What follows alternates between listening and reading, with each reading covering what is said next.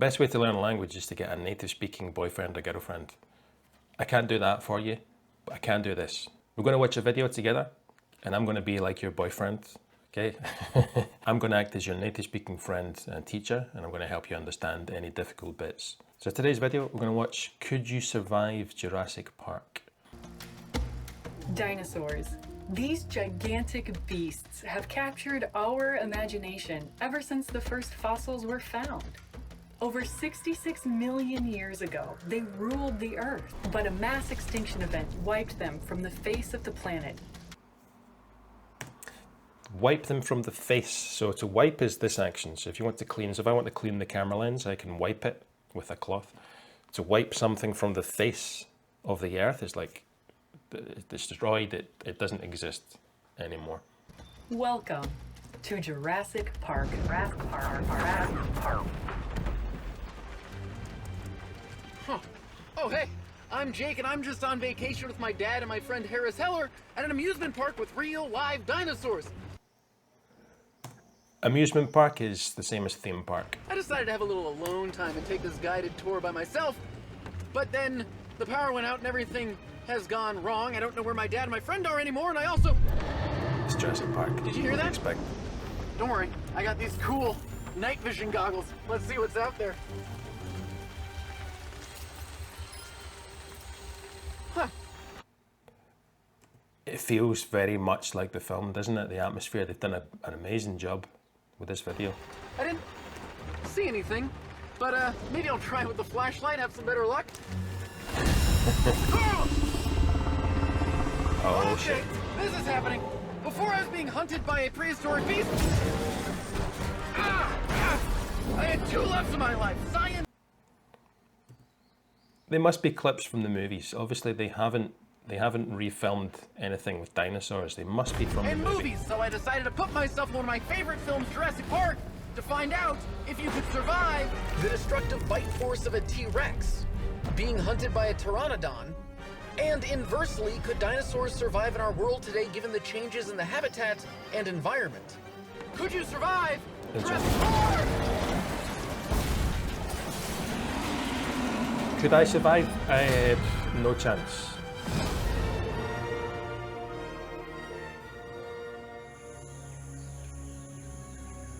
Chirping, yeah, these are all very good onomatopoeic words. Chirping, roaring, the rain. I think it said it was, I can't remember the word they used, but if you notice these, they're often used in very particular contexts. So the insect's chirping or a bird is chirping.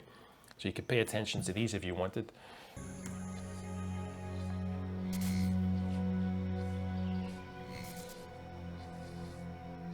The canteen, the famous canteen. I don't know how we survived that T-Rex attack, but we managed to get inside somewhere safe, so that's good. To manage to do something, this is a really, really useful expression. So if something's a little bit difficult and it takes some effort to achieve, if you manage to do it, it's like you successfully achieved this thing. So he managed to get inside, which kind of means it was a difficult thing. He had to escape from a fucking T-Rex. That was pretty difficult. What is happening? Someone sabotaged the park. All the dinosaurs are loose. There's a boat on the other side of the island that's leaving in the morning or something, and I guess we're gonna... I like it. I like our casual, yeah, well, there's a boat leaving or something about dinosaurs are loose. I guess we're going to die. This is a really good expression. I guess we're going to die. Well, the first part, I guess, is like a non-committal way to say something. This could happen. I don't know. I don't have all the answers. I guess this could happen. We're gonna die if we don't get on it. Where exactly is this boat? Well, that was some expedite. Right in the middle. Slap bang in the middle. Like means exactly in the center. Slap bang. I don't know where this comes from, but it's something we use to talk about precise locations. They are slap bang in the middle of the island, which makes their job a hell of a lot more difficult. Plot and a conveniently located map. Thank you. I think I'm all caught up then. Okay, cool. I'm all caught up. I'm all up to date. To catch up is to have all the latest information. So he is caught up with all the information. He is up to date. Cool. I'm gonna go to the boat. Oh, Jello. Oh, yeah. Yeah. Jello in America, it's called, what's it called? Jelly in the UK. Clever girl. Hi. She likes jelly, obviously. Okay. I don't think the raptors saw us hide back here, so we should be safe. Okay, they did. But the good news is, they can't open doors. Look at wee hands, I think they could. And they can't open doors, so I was very wrong. You know what else is wrong? Oh, hey, hi, Justine. Hey, Jake, how's it going? It's going very well, thank you. So the raptor was actually portrayed kind of unrealistic because in real life, raptors are smaller, feathery, kind of turkey-like. In real life, they're feathery, really? In real life? I don't know if they know they had feathers. I know it's a theory. But then again, I'm not an expert, obviously. I don't know what I'm talking about. They're not that intimidating at all. Right. Our understanding of dinosaurs has evolved drastically since Jurassic Park's release in 1993, in large part because of that film inspiring a lot of people to get into the study of paleontology.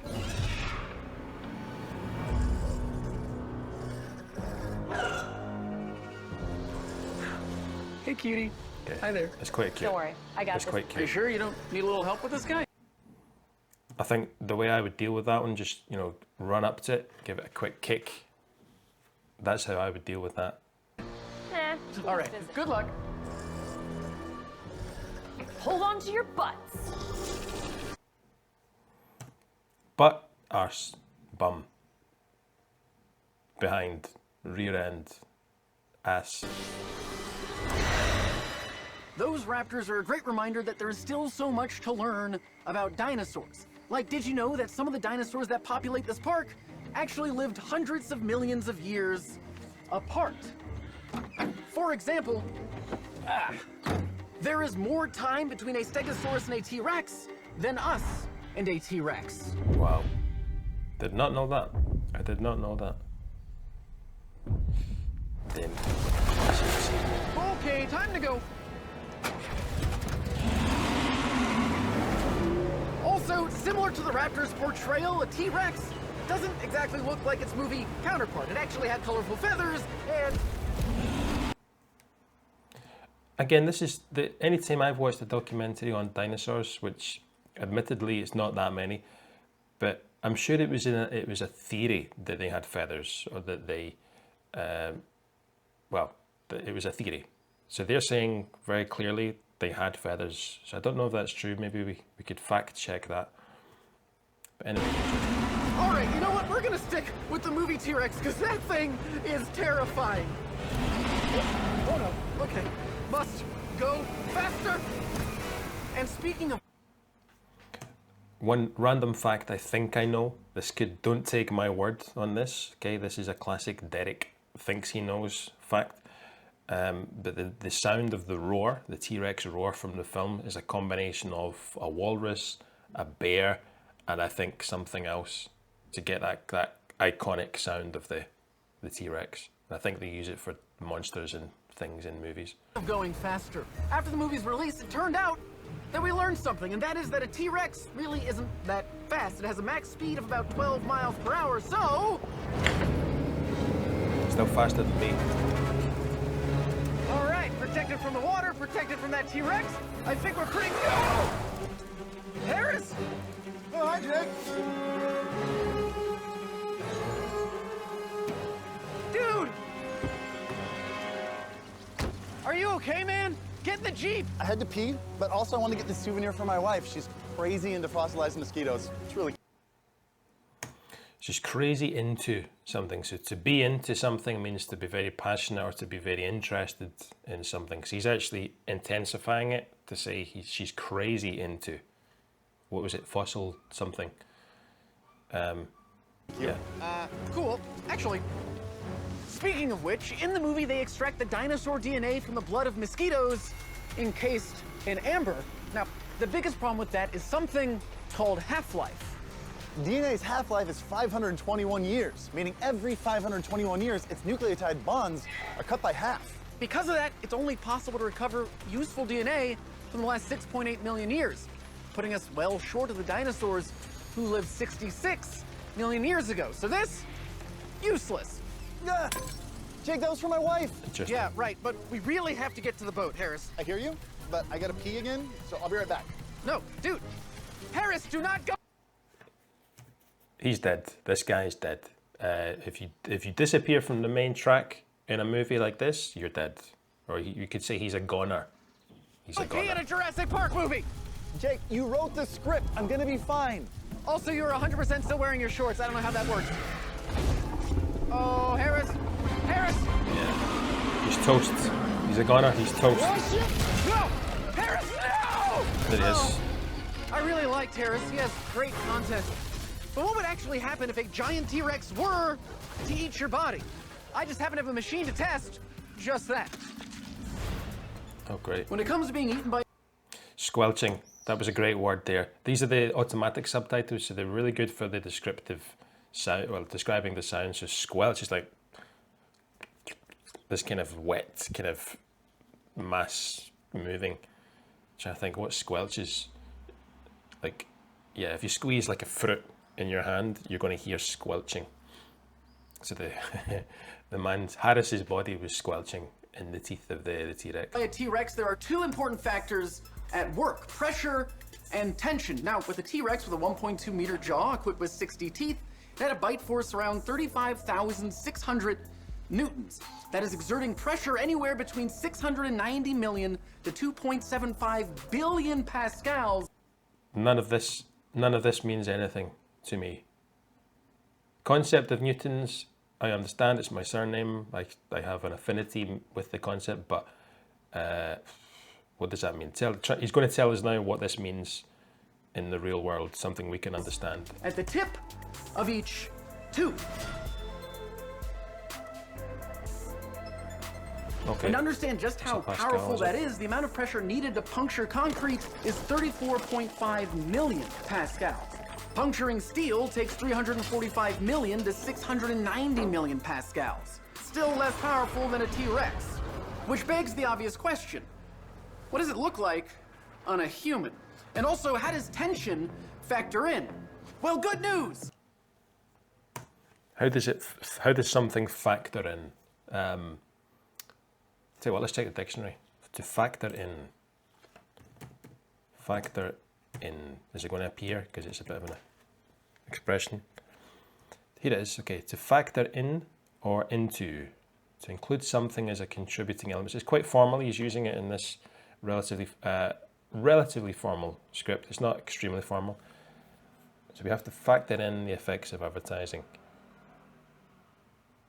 So if you're going to watch if you're going to watch a video in English, you have to factor in the difficulty level. You have to factor in your energy, perhaps. You have to factor in, does it have subtitles? So these are all factors that affect your understanding. We happen to have this machine here that is a replica of a T-Rex's jaw to find out. We happen to have,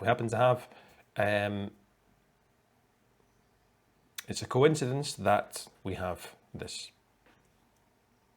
Luckily, we have this. Fortunately, Let's we do have it. this. Utilizing recent T-Rex's jaw Let's to back up. find out. Let's do it. Utilizing recent research by paleontologists, our T-Rex stand-in is driven by a customized motor. A stand-in. A stand-in is like a replacement that's not the real thing, but it's a substitute. So it's a substitute of the real T-Rex. So they have a metal stand-in, they have a metal model, which is the substitute. Generating roughly the same power as a T-Rex's jaw, allowing us to replicate the speed and force of a dino bite.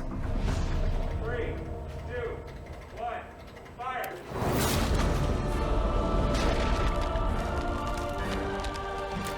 Scientists have recently discovered that the T-Rex crushed its prey with the teeth in the front of its mouth, unlike modern carnivores. So when the teeth came together, they stretched their prey's bone, which places the bones under tension, weakening the internal structure of said bones and making them easier to snap from the jaw's pressure. You would hope it was quick, wouldn't you? If you're in that situation, you hope that the lights go out very quickly. No consciousness. You don't want to be there. Like if the T-Rex decides to take this time, oof, yeah, it doesn't bear thinking of that. Yeah, okay, so that's pretty not survivable. But using modern technology, is there a way you could survive that bite? Well, this Kevlar vest should withstand 3.45 billion pascals. That is almost 700 now million I'm going to more demonstrate than myself. exerted by a T-Rex's bite. So, you should be safe, because in theory, the vest would stop the teeth, which in turn would mitigate the tension on your bones. But would it mitigate the pressure exerted by the T-Rex's bite? No. No. You would turn into some kind of soup inside that jacket.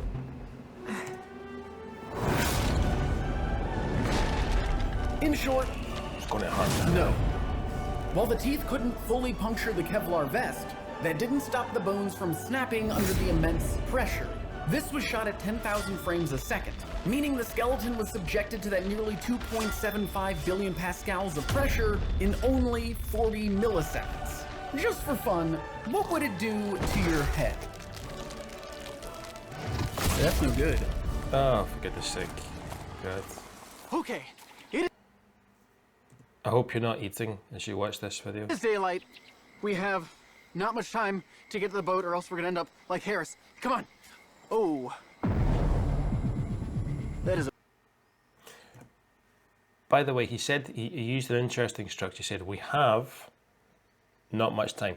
So we didn't, that's not a normal structure in modern English, but he did it because I think he started saying we have X time, we have 10 minutes, we have 20 minutes, but he kind of had to turn it into a negative sentence after starting the sentence. So he said we have, and then he changed his mind, not much time.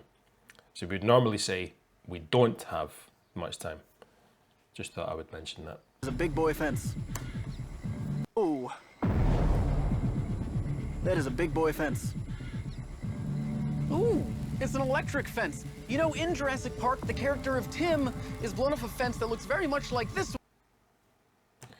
So he's blown off. To blow, like, we use blow a lot with explosive actions. So, for example, a bomb blows up. He was blown off the fence. So it's like in an explosive way, he became separated from, so he went flying from the fence. He was blown off in the passive because it wasn't his volition, it wasn't his choice.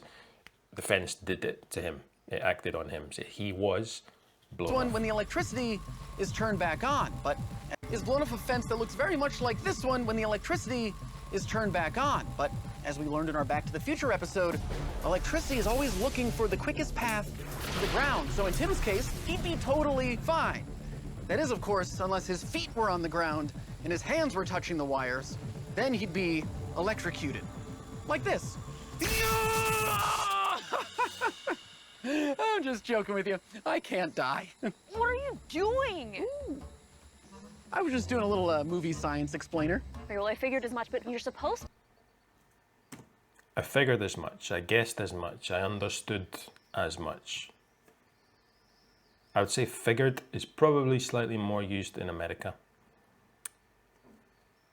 I think in the UK, I would certainly say I guessed as much, or I thought so. That's what I thought. I was just doing a little movie science explainer. Okay, well, I figured as much, but you're supposed to be on the boat, which is on the other side of the island. It's pretty unrealistic that you're gonna even make it back to the boat on time. I guess unless you can fly.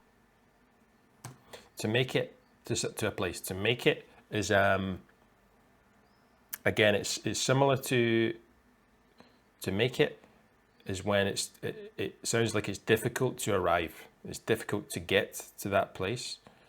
So if you make it, it's like you successfully did it. So again, it's a sense of almost achievement. So if you don't make it, if we don't go now, we won't make it to the film in the cinema. Okay, so we have 5 minutes. It takes 10 minutes. We're not going to make it. Which is on the other side of the island. It's pretty unrealistic that you're gonna even make it back to the boat on time. I guess unless you can. And the subtitles were wrong there. It should have said make it and it said make I think. Which is on the other side of the That's what it island. It's pretty unrealistic that you're gonna even make it back to the boat. Yeah, to make it. Usually they're good, these subtitles, but that was a mistake. Make it back. to On the boat. time. I guess unless you can fly. Oh no. You know, Justine should be fine. Yeah, we hadn't seen any I think flying dinosaurs. it's a common movie trope. You know, when a lead character's death. Trope. So trope is like a stereotypical aspect of a certain movie genre. So a genre of a movie, for example, this is what is Jurassic Park? It's not horror. Is it a thriller? It's a thriller. It's like survival movie. So a trope of these types of movies is, we saw earlier, the man who went away from the main path, he's going to die. That's a trope. So it's these things that you can predict, that are very typical of. Also, maybe he's wearing a leather jacket, which I don't know. Is that a trope? I don't know.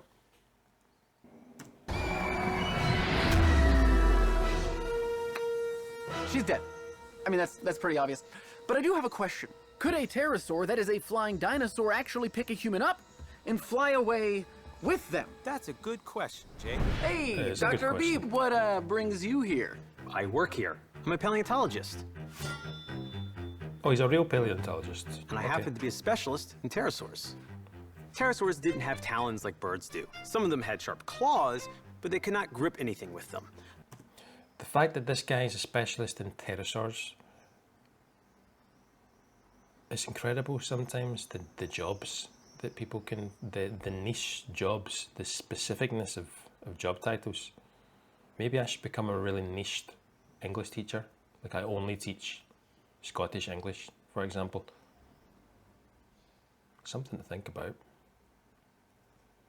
Their feet were more like that of a crocodile. And like birds, these flying reptiles can only lift half their body weights, if that. So our movie pterosaurs could maybe fly off with a baby at best. But what about...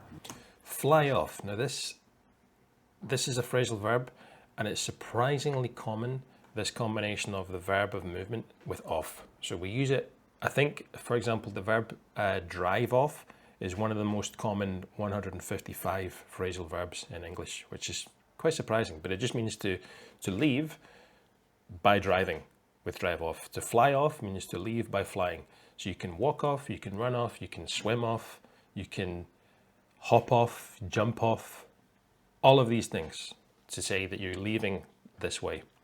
bigger pterosaurs? Could those fly off with you? Fly off with a baby at best. But what about bigger pterosaurs? Could those fly off with you? Oh, you mean the big four?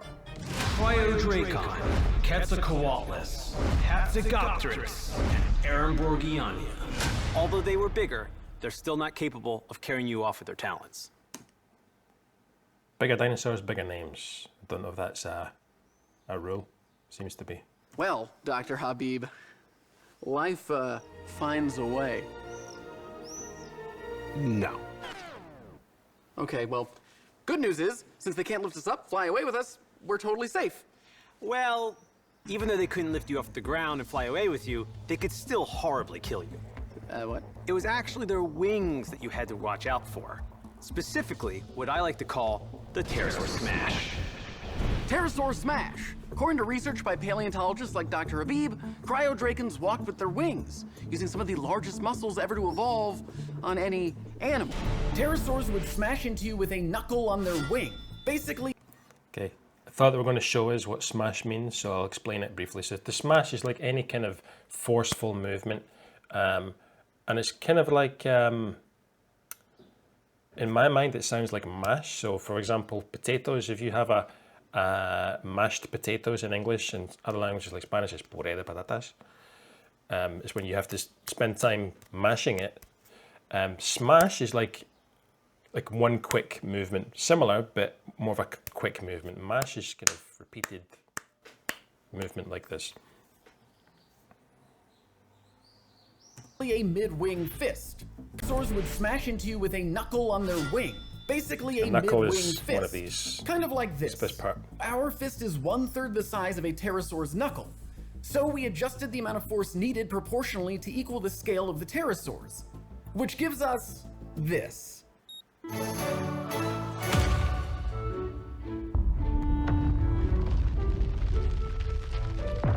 The fist drove through the bones and deep into the chest cavity, only stopping at the spine.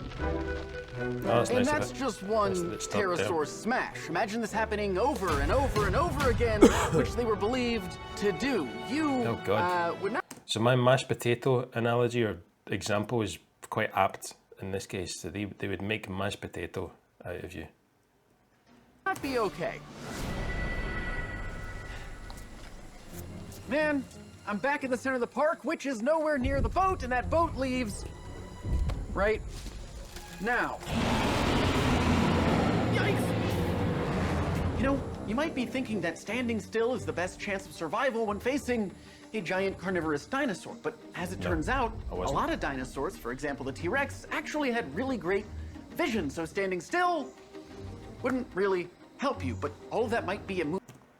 Another random fact from me that I think I've heard that animals are usually very good at tracking movement.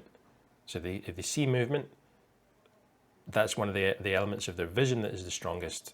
So the colors might not be so clear for them, but we have something similar. So if you see something moving, so you can't see it here, but if I change my camera angle, they've got a little Hello Kitty flamenca, like the Spanish flamenca dancer that does this. Okay, so if I put it there, your eye is constantly going to be looking at this flamenca dancer and a little waving hand. But conversely, well, because we have more color sensitivity, we are very sensitive to red. So if you see red, your eye goes to it very quickly. The same with movement. So I suppose the most visually or eye-catching thing would be a moving red thing, which happens to be the red flamenca Hello Kitty doll I have. Moot point. A moot point. Let's check the dictionary. Moot point. Of little or no practical value or meaning. Interesting only from the point of view of theory. So a moot question, a moot point. So this question, what was it? So standing still wouldn't really help you, but all of that might be a moot point. So all of this is not particularly important anyway. She's going to tell us what the important thing is, because the previous question wasn't important. Because I wonder if when they created this park, they even considered if dinosaurs could survive in our current climate and with today's agriculture. That's the more Allow me important to explain. Scientists consider the 165 million year run of dinosaurs the greatest ever for a dominant group in history. So the run of, so he's not using it, then he showed a shot of dinosaurs running, but that's not what he means. So the run is that they had a successful continuous period. So they had 165 million years of a successful period. So that's a successful run. So, I don't know, the Friends, the TV show Friends had a run of 10 years, for example. That is until their environment changed so rapidly they couldn't evolve fast enough to handle it. And in the 66 million years since they roamed the Earth, Roam we don't see it often, but we use it in this context. Roam the Earth, and we use it with dinosaurs because they roamed the Earth. So to roam is to go kind of randomly with no fixed destination, to walk around, to wander around, to roam around, no fixed destination. But we use this a lot to describe the way animals live, the way dinosaurs lived. The ecosystem to handle it. And in the 66 million years since they roamed the Earth, the ecosystem continued to evolve, while they didn't. So the question is, could these incredible beasts live in our environment? Current research says no, and that's partly thanks to a lack of appropriate food, as well as a lot of diseases that there is no immunity for. Oh, that is a huge pile of poop. Actually, I can show. Poop, American English, poo in UK English, among many other words for this thing. Show you what I'm talking about. Go. Oh, that's the stuff. This berry is from an angiosperm, aka a flower.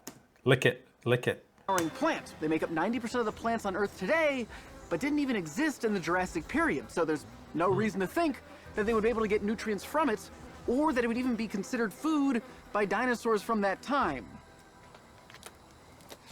And then there are the changes to atmosphere. Paleoclimatologists have modeled the ancient atmosphere to reveal that the air in the Cretaceous period had at least 26% oxygen in it, and maybe as much as 34%. Now, by comparison, the air we breathe has only 21%. Oh, wow. But what does that mean? Well, for a dinosaur from the Cretaceous period, say a T-Rex, this represents a 23% decrease in atmospheric oxygen. Let me demonstrate how that affects the body.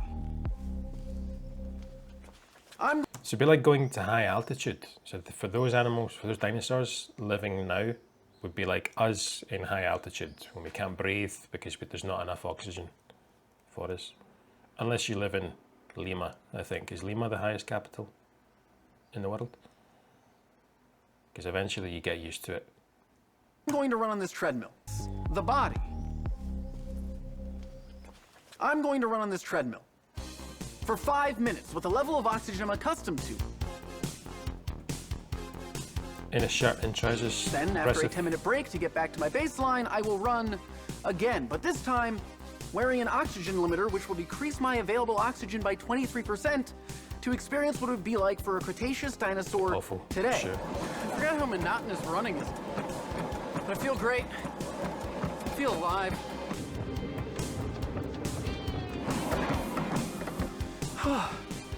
Call me Usain Bolt, because I am fast, you know? This is gonna suck.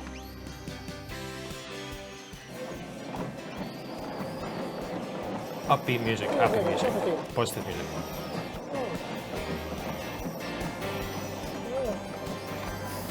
Suffering, struggling. It was not fun at all. It was really hard to breathe. It felt like I was suffocating.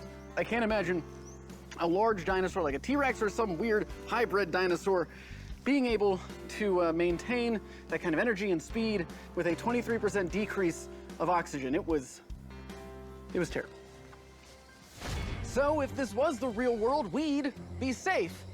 But I think I've just realized where he is.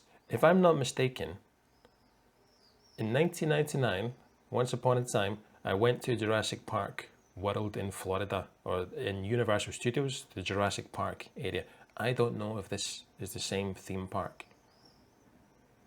I don't know. But it's not. So, guess this is where be safe. But it's not. So, guess this is where my journey ends.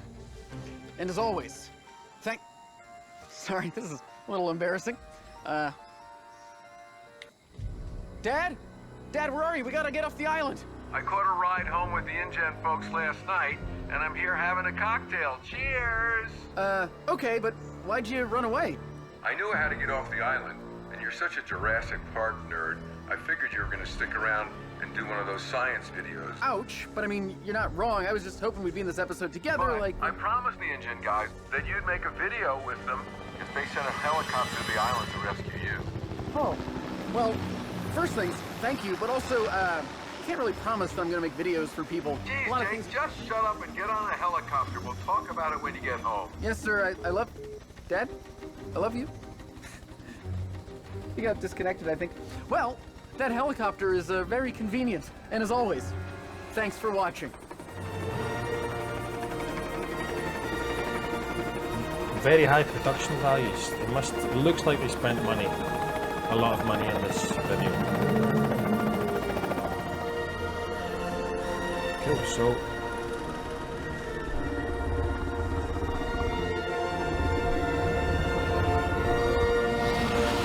it's my island now. This season on System.